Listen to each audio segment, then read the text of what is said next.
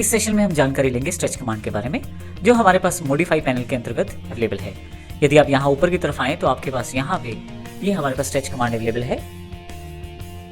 आप यहाँ पे यदि देखें स्ट्रेच कमांड पर माउस लेके जाएं तो आपको स्ट्रेच का यूजेज बताया जाएगा। हम नॉर्मली किसी भी ऑब्जेक्ट को स्ट्रेच कर सकते हैं ऑटोकैड में, परंतु यहाँ पे स्ट्रेचिंग थोड़ा सा डिफरेंट है कमांड के साथ। पहली बात हमें ये ध्यान रखनी जरूरी है कि जो स्ट्रेचिंग रहती है वो केवल उन्हीं ऑब्जेक्ट्स पर कार्य करेगी जो पार्शली अर्थात थोड़े से हिस्से में जिन्हें सिलेक्शन किया जाता है। यदि कोई ऑब्जेक्ट पूरा कंप्लीट सिलेक्ट हो जाता है तो स्ट्रेच नहीं हो पाएगा, परंतु वहां पे मूव कमांड चल पाएगी, अर्थात स्ट्रेच ना होने के बजाय वो मूव हो जाएगा। ऑब्जेक्ट जो है वो एक स्थान से दूसरे स्थान पर मूव हो जाएगा। आइए इसको एग्जांपल के द्वारा समझते हैं। यहाँ नीचे यदि आप देखें तो जो हमारे पास एक स्नैप या एक ड्राइंग दिखाई गई है ऑटोकैड के हेल्प एग्जांपल में, यहाँ आप देखें तो ब्लैक डॉट्स वाले और कंपोनेंट्स को खींचते हुए रेड कलर से काफ़ी दूर तक खींचकर एक कंपोनेंट बनाया गया है या डिज़ाइन तैयार किया गया है जिसको स्ट्रेच किया गया है। आइए इसको हम प्रैक्टिकल रूप में एग्जांपल के रूप में देखते हैं। हमने यहाँ पे एक शेप या एक ड्राइंग बनाई है जिसको हम स्ट्रेच करके देखेंगे। स्ट्रेच करने के लिए हमने यहाँ पे जो शेप बनाई है थोड़ी सी इसकी जानकारी ले लेते हैं। इस ड्राइंग में काफ़ी सारे कंपोनेंट्स को प्रयोग किया गया है, जैसे लाइन, यहाँ भी लाइन है। मैं एस्केप कर देता हूँ, सिलेक्शन ना हो इससे। क्लिक करके आप देखेंगे तो एक लाइन है। मैं एस्केप कर देता हूँ, Ctrl+Z, ताकि ये वापस अपनी जगह पर आ जाए। इसी तरह से कुछ सर्कल भी सभी अलग अलग हैं। यहाँ पे ये सर्कल, एक सर्कल इस तरफ ऊपर की तरफ, और ऊपर दो लाइनों का अलग से प्रयोग किया गया है। इस तरह से आप देख सकते हैं। तो आइए अब समझते हैं इस शेप को या इस ड्राइंग को किस प्रकार से हम स्ट्रेच कर सकते हैं। सबसे पहले हम बात करते हैं स्ट्रेच के लिए कौन सी कमांड प्रयोग की जाए। आपके पास यहाँ मॉडिफाई पैनल में स्ट्रेच कमांड है, क्लिक करें आप उसे। अब आपको सिलेक्शन करना है जो ऑब्जेक्ट आप सिलेक्ट करना चाहते हैं या जो कंपोनेंट्स आप सिलेक्ट करना चाहते हैं। ध्यान रखिएगा, जो कंपोनेंट्स आपके पूरे या कंप्लीट सिलेक्ट हो जाते हैं वो स्ट्रेच नहीं हो पाते। हम यहाँ पे सिलेक्शन करते हैं इस एरिया में क्रॉस हेयर से। अब देखेंगे हमारे पास एक सर्कल सिलेक्शन में आया है और उसके साथ 3 लाइनें जो तीनों साइड की एजेस हैं वो सिलेक्शन में आए हैं। नीचे की तरफ देखें तो यहाँ पे टोटल 4 ऑब्जेक्ट सिलेक्ट हो गए हैं। मैं एंटर कर देता हूँ। अब मुझे पॉइंट ऑफ डिस्प्लेसमेंट बताना है। मैं यहाँ नीचे की तरफ क्लिक कर देता हूँ। जैसे ही मैं माउस को राइट हैंड साइड मूव करता हूँ, आप देखेंगे डॉटेड लाइन मुझे शो कर रही है कि डिस्प्लेसमेंट पॉइंट से मैं कितनी दूर और कितना मैंने यहाँ पे इस ऑब्जेक्ट को स्ट्रेच किया है।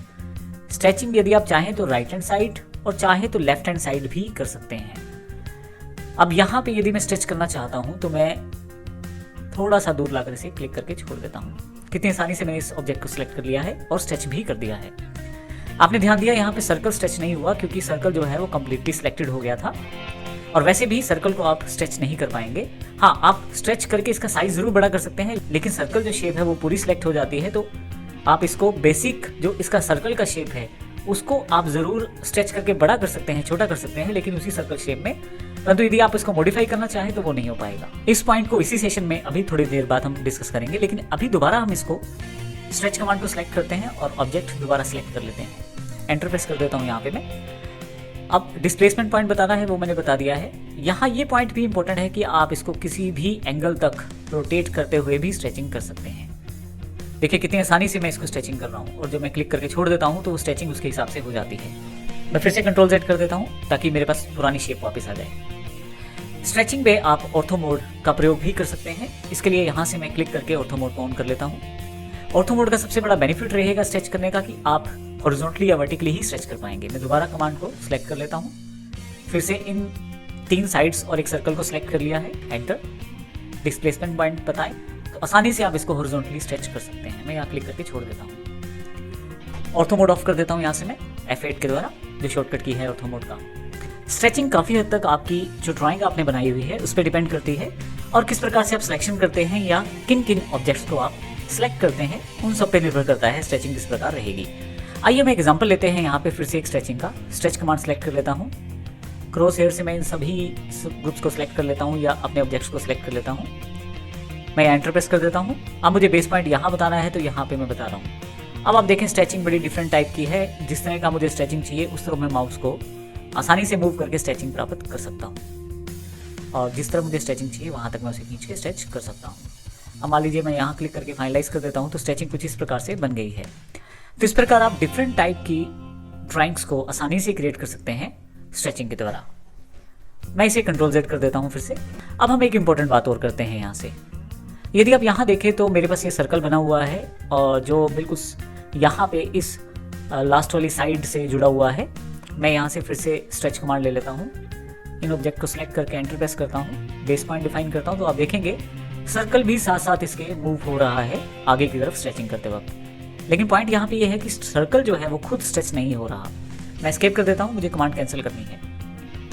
अब की बार मैं फिर से सिलेक्ट करता हूँ। सिलेक्शन करने के पश्चात शिफ्ट के साथ, यानी कि शिफ्ट प्रेस करके रखे हुए साथ में मैं सर्कल पे क्लिक करता हूँ।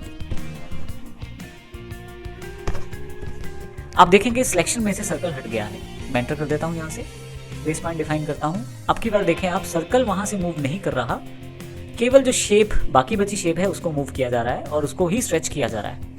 तो इस प्रकार हमने देखा किसी भी पार्ट में से सिलेक्शन को हटाया भी जा सकता है, जैसे हमने सर्कल को यहाँ से हटाया, और आसानी से बाकी ऑब्जेक्ट को या बाकी ऑब्जेक्ट्स जितने आपने सेलेक्ट किए हैं उनको स्ट्रेच किया जा सकता है।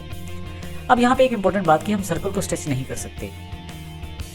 यहाँ स्ट्रेच कमांड से मेरा मतलब सर्कल को स्ट्रेचिंग ना करने से है। जैसे मैं यहाँ क्लिक कर लेता हूँ, एंटर करता हूँ, बेस पॉइंट डिफाइन करता हूँ, तो आप देखें मूव कर सकते हैं आप आसानी से, लेकिन आप सर्कल को स्ट्रेच नहीं कर पाएंगे स्ट्रेच कमांड के द्वारा। हालांकि यदि आप नॉर्मली सर्कल को क्लिक कर दें तो आपके पास यहाँ ग्रिप्स अवेलेबल रहती हैं, आप इसको खींच के सर्कल की जो शेप है वो बड़ी या छोटी कर सकते हैं, तो परंतु आप स्ट्रेच कमांड के साथ सर्कल को बड़ा या छोटा नहीं कर पाएंगे। स्ट्रेच को आप कमांड के रूप में भी प्रयोग कर सकते हैं। इसके लिए कमांड लाइन में नीचे दिए गई यहाँ पे क्लिक करें कमांड लाइन बॉक्स में और आप टाइप करें STRETCH, जो आपके पास यहाँ अवेलेबल हो गई है। मैं क्लिक करूँ अगर, तो मेरे पास ये कमांड सिलेक्शन में आ जाएगी। उसके बाद मैं ऑब्जेक्ट को सिलेक्ट कर सकता हूँ, एंटर प्रेस कर सकता हूँ, फाइनली प्लेसमेंट पॉइंट बता सकता हूँ और फाइनली डिस्प्लेसमेंट पॉइंट बता सकता हूँ और क्लिक करके फाइनलाइज कर सकता हूँ। मैं कंट्रोल Z कर देता हूँ अभी यहाँ से। तो इस प्रकार हमने काफ़ी सारे ऑप्शंस और काफ़ी सारी चीज़ें जुड़ी देखी जो स्ट्रेच कमांड के साथ जुड़ी हुई हैं। इन सब चीज़ों का ध्यान रखते हुए हम आसानी से अपनी ड्राइंग्स को, ड्राफ्टिंग्स को स्ट्रेच कर सकते हैं। जो नॉर्मल हमारी मैनुअल डिज़ाइनिंग या ड्राफ्टिंग रहती है वहाँ ये चीज़ें पॉसिबल नहीं रहती। तो ये बहुत ही इंपॉर्टेंट कमांड रहती है जो मॉडिफाई पैनल में हमें दी गई है। धन्यवाद।